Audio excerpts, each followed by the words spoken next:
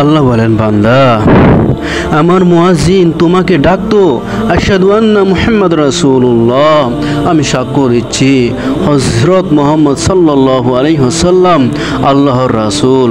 বলেনি কথা? তাহলে আমার হাবিবকে, আমার প্রিয় বন্ধুকে ছেড়ে তার আদর্শ দিকে না এসে, তাকে ভালো না বেসে কোন আদর্শের পিছনে দৌড়াচ্ছ? তার আদর্শ ছেড়ে কোন আদর্শকে প্রতিষ্ঠা করতে ব্যস্ত ছিলে? তুমি কি জানতে না তিনি তোমার মুক্তির জন্য কত কষ্ট সহ্য করেছিলেন, পাথরের আঘাতে রক্তাক্ত হয়েছিলেন? তুমি কি জানতে না তিনি তোমার চিরস্থায়ী কল্যাণের জন্য দিনের পর দিন অনাহারে ছিলেন? তুমি কি জানতে না তিনি তোমার পরকালীন মুক্তির জন্য রাতের পর রাত বিনীত রজনী কাটিয়েছেন? সে তো তোমার জন্য, তোমার পরকালের পর শহর সুন্দর করার জন্য সেজদায় পরে কেঁদেছেন কত রাত, আমার দরবারে সেজদায় পড়েছিলেন, সব তো তোমার জন্য। মুয়াজ্জিনের মুখে তার নাম শুনে তুমি একবারও ভাবনি তিনি তোমাদের কত কল্যাণকামী ছিলেন? যাকে সৃষ্টি না করলে কুল কাইনা সৃষ্টি হতো না, তাকে না চিনে তুমি এসো আমার দরবারে, আজ যে আমার ব্যবহার।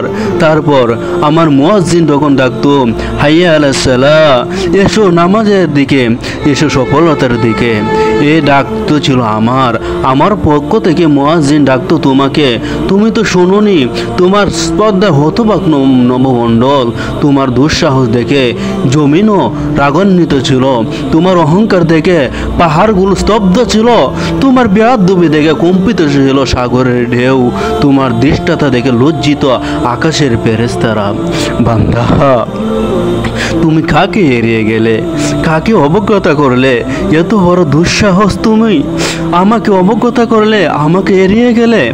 আমি আল্লাহ প্রবল পরাক্রান্ত দুনিয়া ও আখিরাতের এক তচ্ছ অধিপতি, আমাকে এড়িয়ে তুমি কি দৃষ্টান্তই নাই দেখালে? মুয়াজ্জিন বলেছিল আসো সফলতার দিকে, আসো কল্যাণের দিকে, আর তুমি মসজিদ ছেড়ে কোথায় সফলতা খুঁজতে গিয়েছিলে? তুমি দুনিয়ার সব সফলতার পিছনে ঘুরে কি পেলে? সফলতা কি ছিল তা কত দিনের জন্য পেয়েছিলে? কত মাসের জন্য, কত বছরের জন্য পেয়েছিলে সেই সফলতা? কই শতাব্দী পৃথিবীতে ছিলে তুমি, আর আজ কতদিন থাকবে এখানে? অনন্তকাল। তুমি দুনিয়ার সফলতার পেছনে পড়ে চিরস্থায়ী জীবনের ব্যর্থতাকে কামাই করেছ। সেদিন আমার ডাকে সাড়া দিলে পেতে চিরস্থায়ী সফলতা। দুনিয়া দুদিনের সফলতার জন্য আমার হুকুমকে অবগত করলে হারালে চিরস্থায়ী জীবনের সফলতা। হে মানুষ, হায় বান্দা, তুমি কত অবুঝ, কত বোকা, অপরিমাদর্শী, কত বেপরোয়া। অনন্ত জীবনের সুখ চাচ্ছন্দ্য না নিয়েছ দুনিয়া দুদিনের সফলতা। সেই সফলতার স্বাদ নিতে না নিতেই আমার ফেরেশতা তোমাকে মৃত্যুর স্বাদ পাইয়ে দিয়েছে, তোমাকে টান দিয়েছে এপারে, এখন দাঁড়িয়ে আছো আমার সামনে। বান্দা, তোমাকে বলেছিলাম আমার হুকুমের গোলাম হয়ে জীবন কাটাও, আমার গোলামের শিকলে বন্দী হয়ে থাকো, আমার প্রিয় হাবিবের আদর্শে এবং তার তরিকায় তুমি নিজেকে চালাও। তুমি কি করলে? নিজেকে স্বাধীন ভেবে শয়তানের ধোঁকায় পড়লে। তুমি কি শিরক করলে, নামাজ ত্যাগ করলে, রোজাকে অস্বীকার করলে, যাকাতের বিধান মানলে না, হজ পালন করলে না। তুমি পিতা মাতার অবাধ্যতা হলে, স্বজনদের সাথে মন্দ আচরণ করলে, তাদের ত্যাগ করলে, ভাই বোনদের প্রাপ্য হক নিজের করে নিলে, তাদের বঞ্চিত করলে। বান্দা, তুমি আমার অবাধ্যতায় নিজেকে উজাড় করে দিলে। তুমি জিনা করলে, চুরি করেছ, রাহাজানি করেছ, ডাকাতি, অপহরণ, ধর্ষণের মতো গুনাহে লিপ্ত ছিলে, সমাজ কায়েমে করেছিলে তাসের রাজত্ব, খুন করলে, সব গুনাহে তুমি ছিলে অগ্রগামী।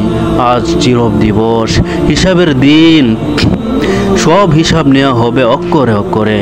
তুমি কোনো গুনাহে চারনি, তুমি আমার শাস্তি থেকে একেবারেই নির্ভুল হয়ে গিয়েছিলে। কত অহংকারী না ছিল তোমার। তারাও সূর্যের নিচে উত্তপ্ত আমার জমি, সাতরাও গ্রামের সমুদ্রে চিৎকার করো, চেঁচাও, একটু পর জানতে পারবে সে অবাধ্যতা তোমাকে কোথায় নিয়ে গেছে। নিজেই দেখতে পাবে তোমার চিরস্থায়ী ঠিকানা।